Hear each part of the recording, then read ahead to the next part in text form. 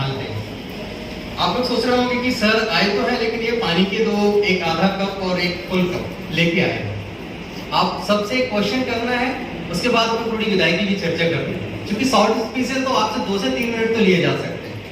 मेरा बच्चों से एक क्वेश्चन है कि छोटा सा क्वेश्चन है, किस ग्लास में आप पानी भर सकते हैं? Anybody can answer? मेरे लेफ्ट हैंड में या राइट हैंड? पक्का? श्योर? कोई डाउट तो नहीं? चलिए एक छोटा सा और, अब बताइए, मुझे डाउट हो रहा है, ठीक है, आपको डाउट है? ने भी एक बात कही है, और हमारी बुद्धिमान भारतीय संहिता में विवेकानंद ने भी एक बात कही थी कि यदि आप निरंतर सीखने की चाहत रखते हैं तो आपको कोई हरा नहीं सकता, और विपद परिस्थिति कितनी भी आ जाए आपको कोई गिरा नहीं सकता।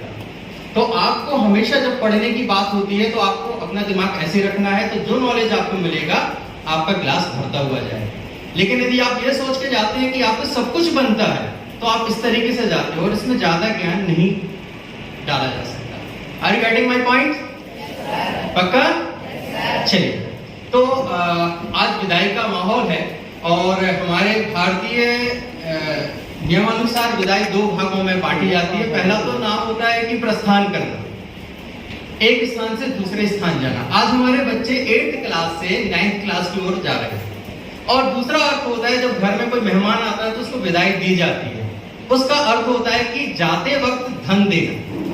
यहाँ पर धन का अर्थ है कि आपने क्या ज्ञान प्राप्त किया है, what knowledge and experience you get from this institution.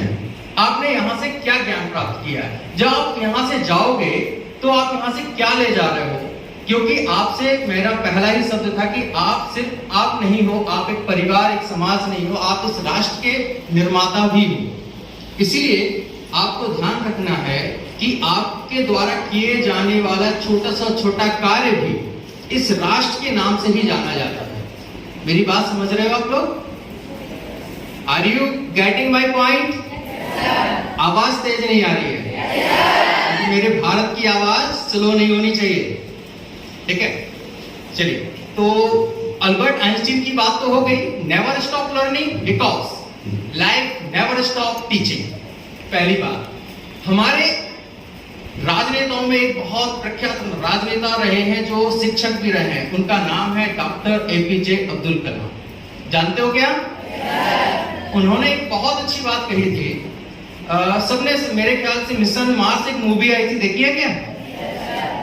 Akshay Kumar जब एक जगह बात करते हैं, जब उनको पूरा विरोध झेलना पड़ता है कि हमारे पास 400 करोड़ का पैकेज है या फिर हमारे पास 400 करोड़ है और मिशन मंगल के लिए 800 करोड़ चाहिए हैं, तो अक्षय कुमार जी क्या करते हैं, एक साइंटिस्ट का रोल निभा रहे होते हैं, कॉल करते हैं अब्दुल कलाम जी को।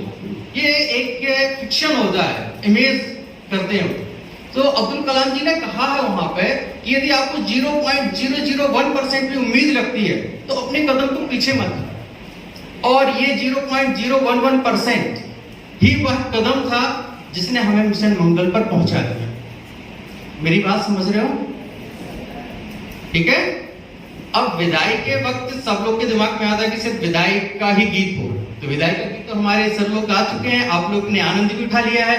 अब एक बात और कहनी है जो कि अब्दुल कलाम जी ने ही कही थी। चूंकि मैं एक शिक्षक हूं, मैंने शिक्षकों की ही अध्ययन किया और ये चाणक्य जी ने भी कही है। चाणक्य का नाम सबने जाना है, उनकी राजनीति तो सब जानते हैं, उनकी शिक्षा नीति कम ही लोग पढ़ते हैं, कभी कभी शिक्षा नीति भी देखना चाहिए। एक थॉट है कि जो सबसे टफेस्ट सब्जेक्ट माना जाता है उसे मैथ्स बोलते हैं, और मैथ्स को ही फादर ऑफ ऑल सब्जेक्ट बोलते हैं। आपको पता है कि ये सब्जेक्ट स्टार्ट कहां से होता है? आंसर है आपके पास? यस और no? Anybody have answer? Teachers, if you have the answer, thank you.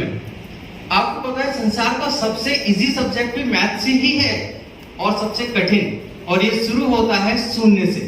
इसका अर्थ होता है कि आपका कोई भी काम जो होता है वो शुरुआत में तो कठिन दिखता है, लेकिन जैसे ही आप पहला कदम उठाते हो ये दुनिया को कठिन दिखता है, लेकिन आपके लिए उतना ही सरल हो जाता है।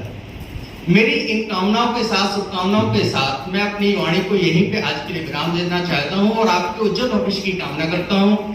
और आपसे एक बात अपने दिल की कहना चाहता हूं कि अपने लक्ष्यों को स्वयं बनाना है। लोगों के सपोर्ट से बनाए हुए लक्ष्य उन्हीं के जाते ही टूट जाते हैं। यदि लक्ष्य आप बनाओगे, आप चलोगे, तो दुनिया आपको नमन करेगी, नहीं तो गुलामी तो आपको झेलनी पड़ेगी। तो अपना उद्देश्य स्वयं बनाएं, उस पथ पर स्वयं चलें, निर्णय लेने की क्षमता जागृत करें और एज अ टीचर आपको जब कभी भी जीवन में जरूरत पड़ती है, हम जैसे सारे शिक्षक आपके लिए हर जगह उपस्थित मिलेंगे। धन्यवाद।